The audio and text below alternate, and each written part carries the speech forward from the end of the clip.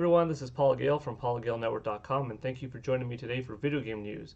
It is September 2nd, 2021, and these are the top stories of the day. To kick things off, Nintendo had a cool surprise announcement on YouTube. It's a 2.5-minute trailer. I'm going to push play right now. You probably read in the description up above. It's a brand new Big Brain Academy title. The original Big Brain Academy came out on the DS back in the early 2000s, and it, along with Brain Age, were quite a bit of fun on the Nintendo DS. Here is Big Brain Academy Brain vs. Brain. Up to 4 people can play. I watched this trailer earlier. Up to 4 people can play in person. Hey, what are you playing? I'm about to play Match Blast. You want to play? Sure. 3, 2, 1, go. You could play on one console with one Nintendo Switch. Oh, wait, no. And just by touch, as you can see here. Ellie. You could challenge against your own ghost data. So fast. You could play in an interesting online setup. Ready? Okay. I'm back in motion. In the online scenario, you are playing against ghost data wait, from there's- other gamers around the world. Oh, no, I got it. And another 20 points. Let's go. I'm literally on it. Okay. I don't mean to flex, but... Yes! All right. It's pretty fun. Here's the ghost data one that I was talking about. There was also a Big Brain Academy Wii edition that came out a couple of years later. That was also another fun entry in the series. And it's been a while since we've had one, so the fact that Nintendo dropped this and it's coming out so soon, this December, is pretty cool. My guess, my hope, is that a Nintendo Direct is coming up very soon, and this is one of those games that, we didn't need to stick in there. It's a little bit different demographic. We have this 2.5-minute, commercial-like presentation for it. Let it be its own thing. Maybe it'll be in a sizzle reel or something like that, but they won't Big Brain spend Academy, additional time. Brain vs. Brain is coming exclusively to Nintendo Switch December December 3rd. 3rd. 3 months and 1 day away. So this was a fun game, like I said, in the early 2000s on the DS, and I had a lot of fun with it. I actually preferred Big Brain Academy over Brain Age, I think, but both were really fun. And of course, at the time, I wasn't married. I didn't have kids. And I thought, if I had something like this growing up, that would have probably been one more chip, one more notch on my belt, one more piece of ammunition in my arsenal of doing well in school and preparing my brain and training myself on the daily, because I've always had such a connection to video games. And in school, there are always some subjects that are a little bit more tricky than others. But any type of fun edutainment kind of software like this, had it back then, would have been just that much better for me. As an adult playing it, it was more of a, it's fun, it's new, it's cool. I'm enjoying the challenge. But now, as a dad of a 6-year-old boy and a 4-year-old girl, I think it'll be really cool to get this once again for myself, but for the whole family, wife, son, daughter, and me, playing together. Let them have their own files and stuff like that, of course, and let this be for them what I always thought, this is what would it have been like if I had this in my youth, So pretty cool. I'm definitely going to check this one out. I will probably make it a digital purchase. Most Nintendo Switch software I buy physically, but this is kind of the one that's like, this along with Animal Crossing, you kind of want to always have it on the system. I don't imagine this is going to take up a lot of space, but hey, you want to do some math-like activities, some sorting puzzle-like things, counting sides and whatnot, probably makes more sense to just have it on the Nintendo Switch at all times. So let me know if you were a fan of the original, whether it was Big Brain Academy on DS, on Wii. Did you like Brain Age? Are you looking forward to this? Do you have kids of your own and plan on picking it up for yourself or them or a hybrid, let me know. I'm kind of excited though. Next up. Ooh, this is a big one. So big, I think, because we're getting 7 days heads up. Sony wants this out there. This is the PS5 PlayStation Showcase. Join us Thursday, September 9th, 2021 at 1 p.m. Pacific time for their PlayStation Showcase. Oh my gosh, it's happening. Next week, Thursday morning, well, depending on where you live, 1 p.m. though, Pacific, West Coast time.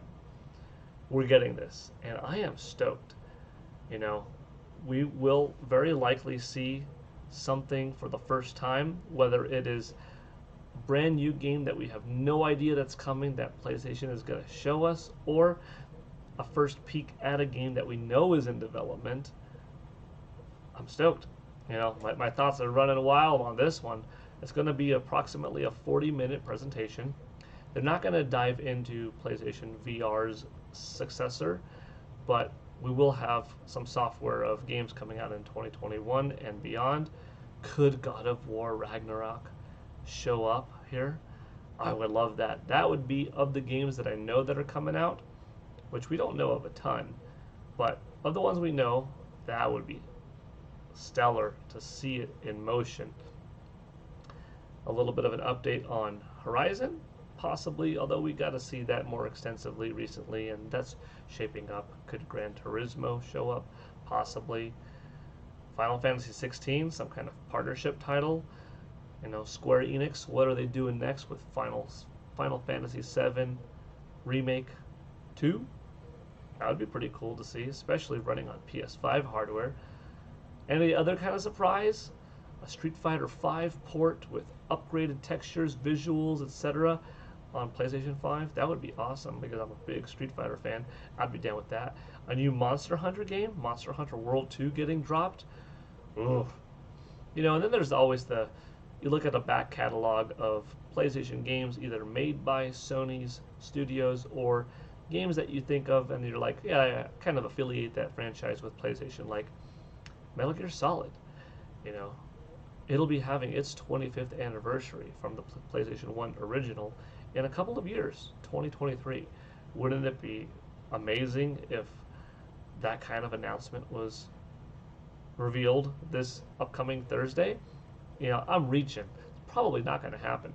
But that's one of those games that was very iconic for its time, that has still held up, that has a giant cult following, that has gone on to become a very big franchise, and is kind of just sitting there not doing much.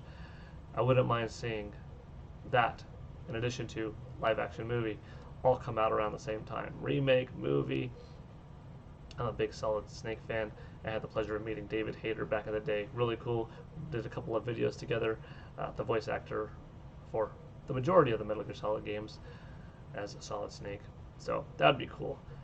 And then, you know, I go into like, I'd like to see a Castlevania. I'd like to see a Silent Hill.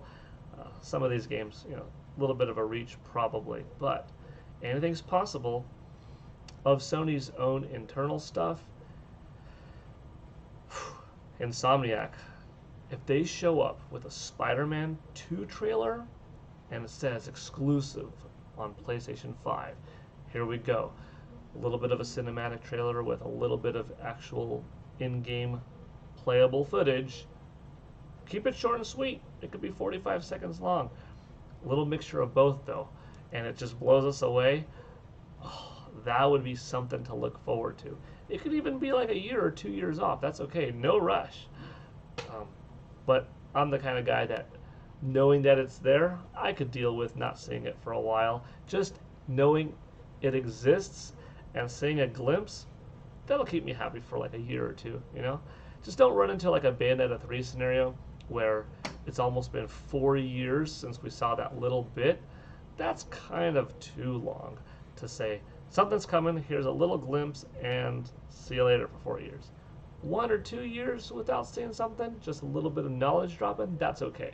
But anyways, we're going off tangent a bit.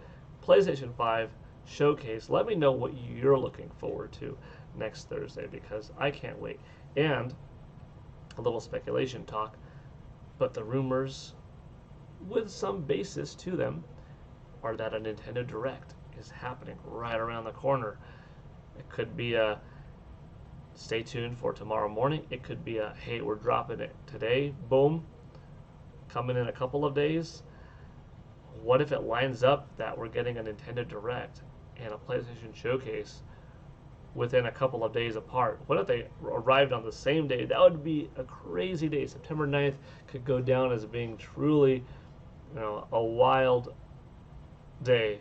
You're looking at the 22nd anniversary of the Sega Dreamcast. Not a significant number. It's not like the 20th or 25th anniversary, but still kind of cool. You have a Nintendo Direct and a PlayStation Showcase. But we don't have any news from Nintendo yet. They might not even have a Nintendo Direct planned for September, but the majority of the last several years have had a Direct of some sort take place in the month of September. So I think we're going to get something. Could it be next week? Could it be after this? Could it be the same day? We'll see, but I'm stoked. All right, and since it is Thursday, we will wrap up with the Famitsu Sales.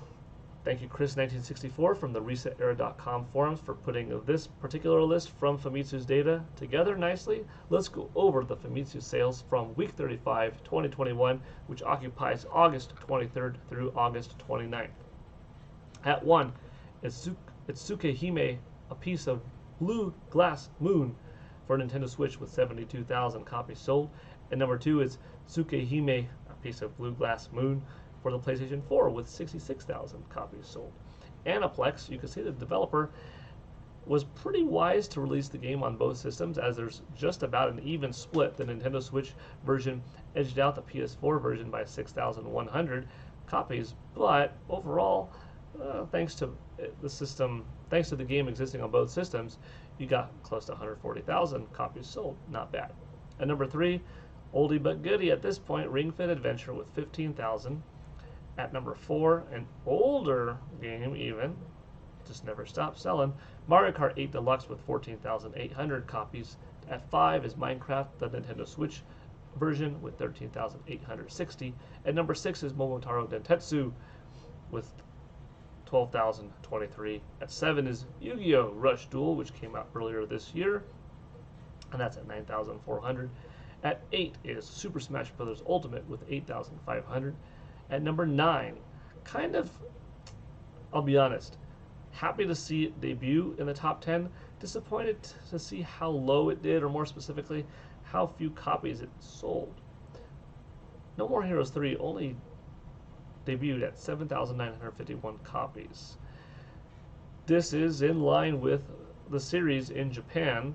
In fact, it's actually the lowest, not counting Travis Strikes Again. But from the original No More Heroes game on Wii to when it got ported on PlayStation 3, you're looking at No More Heroes 2, and like I said, with Travis Strikes Again, none of them are great selling games. They sell between 9 to 40,000 copies in their first week, and they go on to selling, not many, sub 100,000. And yeah, we are in a digital age now where some sales of No More Heroes 3 probably came from the eShop, but if it only sold 8,000, and if you're giving it maybe like 6,000 at best on eShop, maybe the game cracked 14,000 for week 1. It will probably fall off the top 10. Most Nintendo Switch games have legs, so if this one has legs, but it's coming off of such a low number, it might trickle its way down to like 50,000. It might last and pick up again a little bit here or there and make it to 100, but 100,000 doesn't seem likely, and that's unfortunate. But it is doing fairly well in the West, at least from initial reports, so hopefully the game does well enough to make Suda 5-1 and Marvelous a profit around the world. I like No More Heroes as a franchise. I like Travis Touchdown overall as a character, and I definitely want it to succeed. So fingers crossed that the percentage drops aren't too bad for this game in Japan, and that the digital did a little better than I think it did, and that overall around the world the game continues to sell a bit and, hits whatever they need to hit to make a profit. All right, And at number 10 is Pokemon Sword and Shield, another game from 2019. These Nintendo Switch games are strong.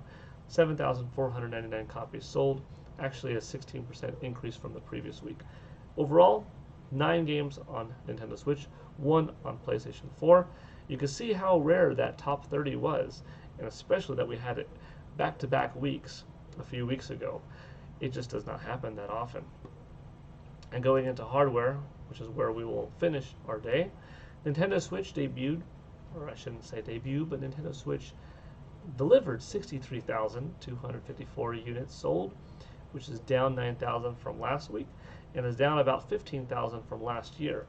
That gap is starting to narrow between 2020 and 2021. Last year at this point, Nintendo Switch was at 3.6 million, 11,000. This year we're at 3.6 million, 50,000. So Nintendo Switch is still at 38,000 units ahead of its last year's self, but it can't take too many more of these weeks where it's losing by 11, 15, 20,000. 2 or 3 weeks probably from now, you're going to have them neck and neck, with likely Nintendo Switch from 2020 being the higher one. And then, as long as that gap doesn't get too crazy in 2020's favor, we've got OLED coming out October 8th. From then until the rest of the year, those last 2.5 months, I think Nintendo Switch is going to make up it for these last few weeks that it's been down, thanks to the announcement of the OLED model several weeks ago. And I'm still thinking that 2021 is going to win. Speaking of 2021, we're almost at 21 million, which will definitely be hit by next week. And that's quite an achievement for Nintendo in Japan, or any system. PlayStation 5 had a nice bump in stock to 20,000 for the week.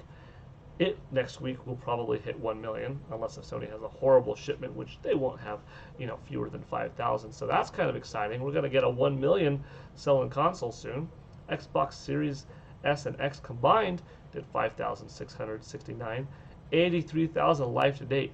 The really cool thing about this one is soon, within 5 weeks or so, maybe less, depending on Microsoft's shipment, we're going to get an Xbox console that passes 100,000, and before the end of the year, probably Xbox Series S and X combined will outsell the entire lifetime of Xbox One in Japan. And that's pretty cool for Microsoft, so good on them. PS4 came in at 4th place with 2,067 units, and 3DS at 5th place with 509. PS4 actually had a decent jump, by double, in fact, from its last week. 3DS a little bit down, almost neck and neck. So that's going to do it today for Video Game News with Paul Gale Network. Pretty exciting stuff. That Big Brain Academy announcement was interesting, came out of nowhere. That PlayStation presentation, I'm stoked for. It's only 7 days away. I'm thinking it's going to be something special because they gave us 7 days heads up. They want it out there. They want people, myself, everyone talking about it, so everyone's ready. So they kind of clear out their schedule, And the sales chart for the week was also cool because even though it was nothing terribly exciting, I just can't help but like talking video games and video game sales. So I hope you had a fun time watching. This is PGN signing out. Hope you all had a good one. See you next time. Enjoy the rest of your day. Take it easy. Bye.